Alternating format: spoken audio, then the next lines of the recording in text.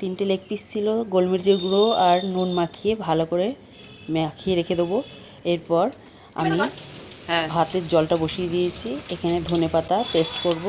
এখানে বেরেস্তার জন্য পেঁয়াজ ভাজতে শুরু করেছি। ওই তেলেই চিকেন 3টে লেগ পিস ভেজে নেব। ভেজে তুলে নিলাম। কড়াইতে গোটা গরম মশলা, আদা রসুনের জলটা দিয়ে দিলাম। দিয়ে জিরের গুঁড়ো দিলাম, নুন দিলাম, হলুদ দিলাম, লঙ্কার গুঁড়ো দিলাম। দিয়ে ভালো করে কষিয়ে নেব। নিয়ে যেটা পেস্ট করে রেখেছিলাম ধনেপাতা পেস্ট, সেটা পেস্টটা দিয়ে দেবো। দিয়ে ভালো করে কষিয়ে ওর মধ্যেই চিকেন লেগ পিসগুলো দিয়ে দেবো।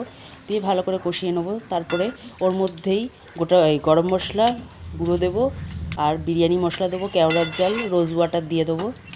দিয়ে আলুগুলো দিয়ে দেবো। দিয়ে ভালো করে এটাকে কষতে দেবো। এদিকে ভাত হয়ে গেছে আমার 80% সিদ্ধ। ভাতটাকে আমি ঢেলে নিলাম। ভাত দেখুন ঝুরু ঝুরু ভাত হয়ে গেছে। এদিকে আমার আলুও সিদ্ধ হয়ে গেছে। এখানে জলের মধ্যে ফুড কালার নিয়েছি আর মিঠা আতর নিয়েছি। লেয়ার করতে প্রথম গ্রেভি দিয়েছি, তারপরে ভাত দিয়ে দিচ্ছি।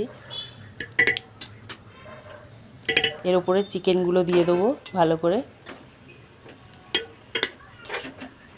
ধনেপাতার ফ্লেভারে এইভাবে বিরিয়ানি করলে খুব টেস্ট লাগে। আলুও সঙ্গে দিয়ে দিচ্ছি। এর উপরে আবার ভাত দেবো। এইভাবে লেয়ার করব। লাস্টে বেরেস্তা পেঁয়াজ দিয়ে দিলাম। দিয়ে লাস্টে যেটুকু আলু ছিল দিয়ে ভাত দিয়ে লাস্টে ওই ঘি দিয়ে দিলাম, বেরেস্তাও ছড়িয়ে দিলাম।